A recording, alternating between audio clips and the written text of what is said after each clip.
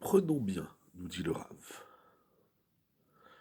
la voie qui conduit à la construction d'une vie correcte et arrangée est basée sur cela que l'homme apprend et connaît, ses énergies positives et fortes. On ne peut rien connaître, on ne peut rien bâtir et édifier, et encore moins son être profond, son nefesh, si on ignore nos côtés forts et positifs. Et pas seulement qu'il les apprend et qu'il les connaît, mitramer Eliam, il se connecte à ces énergies. C'est pas je sais, voilà, je sais dans mon esprit. J'ai une conscience et je travaille avec mes énergies positives. Et aussi, Motsi Otamina Koach El Apoel, il les rend en action. C'est pas juste un potentiel positif. Il le met également à l'œuvre, il le met également en action. Et c'est de ces énergies positives que l'homme reçoit la vitalité et la simra et la joie. Et c'est seulement après que l'homme il a fait tout ce travail qu'il pourra commencer à se mesurer, à affronter ses problèmes. On n'affronte pas ses problèmes, c'est énorme comme Yesod.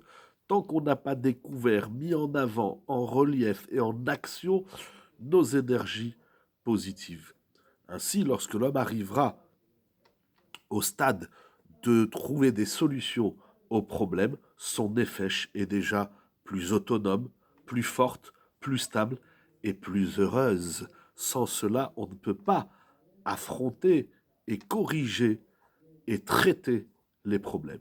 Il se trouve que tout le travail concret de l'homme, de manière générale, et le traitement de ces problèmes en détail sont basés sur la prise de conscience de se remplir et de se renforcer.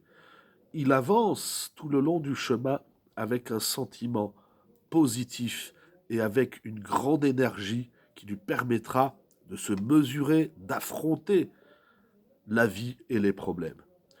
Et puisqu'il en est ainsi, alors même pour le besoin de solutionner les problèmes, le meilleur chemin, c'est de se connaître, c'est la connaissance de soi, afin de bâtir une forme de vie correcte et arrangée.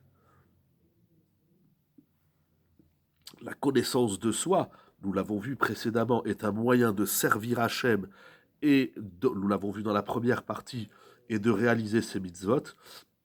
Mais au vu de ce qu'on a appris maintenant dans la deuxième partie du livre, nous dirons de façon plus précise, dit le Rav dans la note 22, que la connaissance de soi en vue de bâtir cette vie pleine de chaïm, pleine de vie, pleine d'élan, correcte et arrangée, elle est un moyen de servir Hachem et de réaliser ses commandements, mais de façon plus englobante, plus générale, qui englobe toutes les korotes et qui ne laisse rien de côté. Beaucoup plus large et également qui travaille beaucoup plus à l'essence et à la racine des choses. Arbeyoter miakarat smith les shem pitraneyot, et cela va bien au-delà de celui qui se consacre sur lui-même uniquement pour régler les problèmes. La vie, nous l'avons vu, la connaissance de soi est plus restreinte, etc. On rencontre des obstacles. Mais lorsqu'on a une recherche de se construire, alors, et de mettre en œuvre, donc on va passer par le positif, on va le mettre en œuvre, ça va nous donner de la chayout et de la simra, et on sera plus fort pour se mesurer, pour analyser les problèmes, et on ne perdra pas cette simra parce qu'on a toujours dans la balance cette conscience du côté positif et du côté fort de l'homme. On ne peut pas régler véritablement des problèmes si on occulte le côté fort de notre être.